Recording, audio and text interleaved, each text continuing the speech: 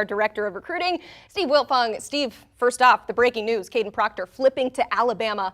What can you tell us? Well, I think he took that last visit to Alabama, but this is one that's kind of been trending to Alabama down the stretch. It's an opportunity for him to go play for a national championship contender on a team that's got a humongous need on the offensive line. You're talking about Alabama. They're going to lose 4 starters up front at the point of attack. They've had several other guys go into the portal. They need ready-made body types at the offensive line position, which are hard to find to come in and play right away. So Kadyn Proctor became a massive priority down the stretch. Alabama wins out for him. He had a great visit this past weekend, guys. Really fits in with the guys on the team in the locker room. Booker, J.C. Latham, Ty Simpson, some of the guys he hung out with on his latest trip to Tuscaloosa. He wants to compete against the best in practice. He's going to get a chance to line up against guys like Keon Keeley and Yanze Pierre in practice, 2 of the best in the 2023 class at rushing the passer. And so I think all those things check the box for him. He also said he wanted to go into a class where he wasn't the only blue chipper, wasn't the only 5-star, wanted to be around some guys that have the same stature as him. So I think all that added up to being Alabama. There was a time during the fall in November where it looked like maybe Oregon was going to flip Kadyn Proctor. Adrian Clem did a good job recruiting him, but Alabama's big need at the position, what that program's been since Nick Saban's been there, and his relationship with the guys in the locker room, get it done for Alabama. Kadyn Proctor headed to Tuscaloosa. Steve, it's really tough for 5-star prospects, for true freshmen to make an impact right away. But what traits do you like in Kadyn Proctor to be able to go into Tuscaloosa and be a steady contributor like you mentioned earlier? Well, I think you start with the fact that he's 6'6", 330 pounds. He's already physically ready to get into Alabama and contribute from that standpoint. Then you look at the short area quickness, the burst he has, the power and tenacity he plays the position with. He's got a multi-sport profile, and it translates to the way he plays in the trenches. He's got good feet. He can bend. Like I said, he's explosive, and he's physically ready to go. Some of these offensive linemen need a couple years in the hopper to get ready from a strength standpoint. Kadyn Proctor certainly has a lot of evolution to go in his own game, but already starts off with a very high floor. All right. Meanwhile, it's the final countdown for 5-star Matayo Uiagalelei. You've said it's between Ohio State, Oregon, and USC in a battle for the edge defender. So what's the latest with him? Yeah, well, our colleague Greg Biggins has been on top of that recruitment, and talking to Greg earlier this week, he thinks that there's a lot of momentum with USC and staying home, and things are picking up with Lincoln Riley and company. But I know that Oregon's still in there, having dialogue with them. I think that's a program that he likes a lot. He's been to Eugene several times, including a game this year. Dan Lanning's track record of developing players and developing defenses and helping turn Georgia into a powerhouse program is something that's exciting to Matayo. And then he has a lot of family members around that program as well. And then Ohio State, they've been considered the leader for longer than anybody, and it's because of Larry Johnson and the track record he has with developing players, particularly 5-star recruits and high-ranking players. It's a place where he feels like if he chose Ohio State, he would for sure maximize his potential as a defensive lineman in addition to playing in big ball games. So, we'll see what happens with Matayo as he goes to announce. That's one of the ones that is more up in the air, in my opinion. Steve, there's a lot going on with Oregon. You mentioned them as a suitor for Matayo Uiagalelei, but you also have guys like Caleb Presley, Jaden Lamar, and a number of other players that are in consideration for the Ducks as we approach signing day. What's the latest on some of those prospects? Well, one guy that I think that they're trying to take a big swing at here late in the process is top 247 quarterback Austin Novosad. He's a guy that has a long-standing relationship with offensive coordinator Will Stein, who made his way to Eugene from UTSA, where he helped UTSA have a top 10 offense in the country. I think that Oregon's in terrific position to flip 4-star running back Jaden Lamar from Notre Dame. They had him on campus at the end of the cycle. And Solomon Davis is a crystal ball pick out of California. And Dalen Austin's another player, top 247 defensive back currently committed to LSU that I think Oregon has some momentum with down the stretch. Ashton Porter's a 4-star defensive lineman we like Oregon for. But Austin Novosad, that would certainly be a big pickup for them guys. I think that he's still talking with Oregon. I'm not predicting that he's going to flip from Baylor right now, but I do think that they have some inroads with him, and for them to be able to add a top 100 quarterback after losing Dante Moore would be pretty big. You know, they have Bo Nix coming back next year, but it would be nice to get the guys that are battling for the heir apparent in there right now so they can start learning the offense. Definitely a need for quarterback down the road. Meanwhile, Georgia has the #2 class and are still looking to add to that. Kirby Smart battling for Damon Wilson, Daniel Harris, Jordan Hall, and a bunch of others. So where do things stand with the Dogs the day before signing day? I think they've really solidified the #2 class in the country. I think it's going to be a fun day for Georgia tomorrow.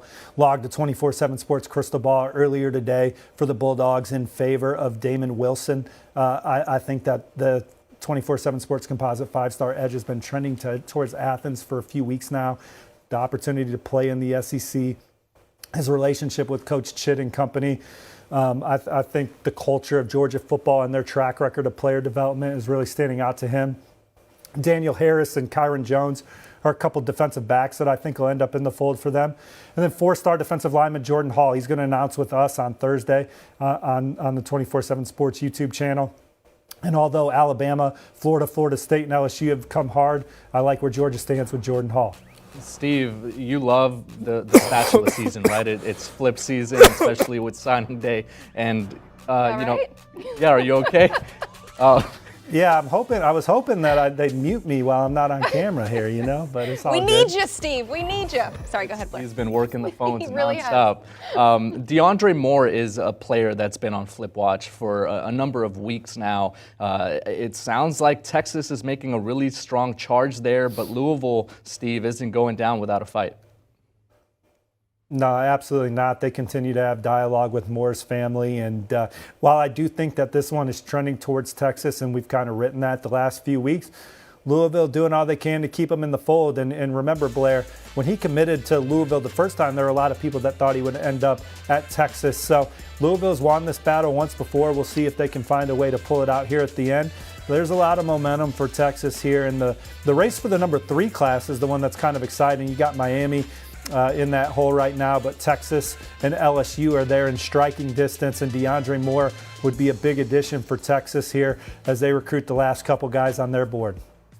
All right, let's go back to the Dogs. I have more Georgia questions here. 4-star offensive lineman Bo Hewley has been committed to his in-state school since September, but he has entertained some other programs, including Colorado, very hot right now. So what's the likelihood of a flip here?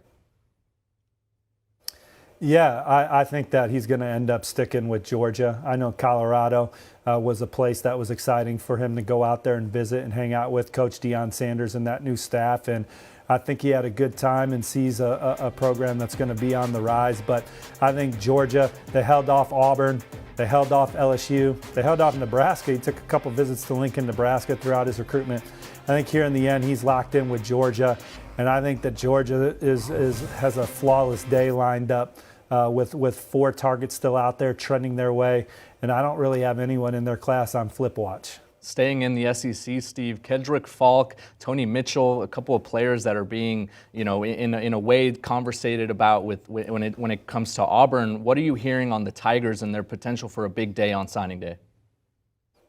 Yeah, Auburn could be swinging a big spatula on signing day, guys. And again, it's a credit to Zach Etheridge and Cadillac Williams when they were part of the interim staff that kind of held it together, maintain relationships with top targets for the new staff to come in. Hugh Freeze and company, he retains Cadillac and Zach Etheridge, and here they are. They're in the mix for some big-time flips at the end. Tony Mitchell, longtime commit to Alabama, also looking at Texas A&M, but it looks like Auburn has some good momentum with Tony Mitchell here at the end of the process. Kendrick Falk visits Florida State Friday and Saturday, longtime commit to the Seminoles, comes back to Auburn on Sunday and looks at them one more time. And I'm hearing that Auburn is still in the middle of that one as we talk right now at 4:14 Central Time. And then Kayan Lee is a defensive back, longtime commit to Ohio State.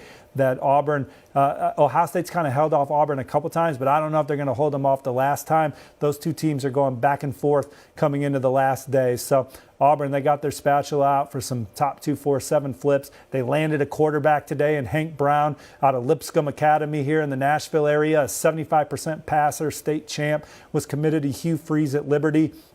A guy that they're very, very familiar with. I think that was an exciting late pickup for Auburn today as well. I mean, we're always keeping our eyes on the quarterback dominoes. They just continue to fall. So how about four-star Austin Novosad? He's been committed to Baylor for over a year now, but of course, this is what happens this time of year. A little bit of rumblings of a potential flip. So where do things stand with him? Yeah, I think that Oregon is a program that he's giving a good hard look to at the end of the cycle. Texas A&M and TCU were a couple schools that tried to get involved late. He's been committed to Baylor for over a year. During the summer, he entertained Notre Dame and Ohio State and Texas A&M before choosing to stick with Baylor. Here he is again at the end of his process, dotting his I's, crossing his T's, making sure of his decision. And I think Oregon has his attention. A lot of the reason being offensive coordinator Will Stein and Austin Novosad go back to before Austin was even in high school. They've worked together. And Will Stein had one of the best offenses in college football at UTSA. The trajectory of Oregon's program with Dan Lanning and the excitement they had this season, knocking on the door of the Pac-12 title game.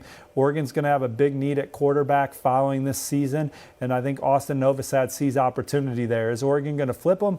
We'll see what happens, but I do think that they are a contender right now, guys. Steve, there's always something really interesting that happens on signing day, and there's one player in particular in the state of Florida who has some smoke around him. That would be four-star safety Conrad Hussey. He committed to Penn State back in April. What's the latest on him as some SEC schools make a push for him? Yeah, Florida State's certainly way in the thick of that one. They've made a big impression on him.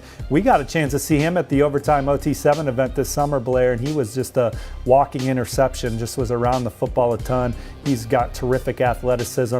He's a guy that's part of a Penn State class that has one of the best defensive backfield hauls in the nation, and he's a big part of that right now. So they're trying to hang on to him. But Miami is also in the middle of that one. They got him on campus for a late visit. But Florida State is a program that has certainly also made a move with him. So we'll see if he flips or sticks, but he's a guy that should be on a flip watch. All right, Steve, that's all we need from you. You can go have a lozenge or some hot tea or something because tomorrow is going to be epic. Thank you so much, as always, for all the great insight. Yeah. What's up? What's up? You got something? I was just going to say, yeah, I won't forget the water tomorrow. Yes, y'all have a definitely good one. Gonna we'll see you. Definitely need some water. This was a good warm-up, so now you're prepared because it is going to be a marathon for this. You are going to see a lot more of Steve tomorrow on our all-day, wall-to-wall coverage of National Signing Day. He will be bringing us the breaking news and all the inside information, so do not forget to tune in to our Signing Day show beginning at 9 a.m. right here on the 24/7 Sports YouTube page.